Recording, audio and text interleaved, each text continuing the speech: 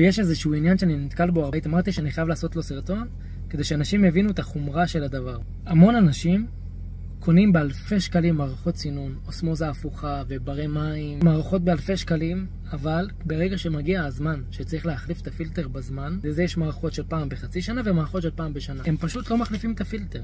זה לא רק שאתה בטווח הארוך אתה הורס את המערכת, הורס את המכשיר, הוא לא יעשה לך את העבודה, הרי בסוף אם אתה לא תחליף את הפילטר בזמן, ברור שהם לא יהיו מסוננים באותו רמה כמו שאתה מחליף את הפילטר בזמן, ובית מצטבר שם חיידקים ולכלוכים שאתה פשוט שותה אותם. אז כאילו לא חבל שבזבזת כל כך הרבה כסף על לשים מערכת יקרה, אבל אתה לא מחליף את זה בזמן, כל זה לא שווה. עכשיו, אני מבין, אין ראש לזה וזה משהו שלא מתעסקים איתו, בסוף יוצא לך מים נקיים ואתה אומר, עזוב, אני לא מרגיש את זה, הכל טוב. אבל זה חשוב, אני אראה לכם, אני יכול לצרף לכם גם פה תמונות של פילטרים ממש מגעילים שלא מחליפים אותם בזמן, וזה לא משהו שאתם רוצים לשתות. עכשיו, יש מצב שאתם בשביל עצמכם אומרים, סבבה, אני שותה גם קולה, אני מעשן, לא אכפת.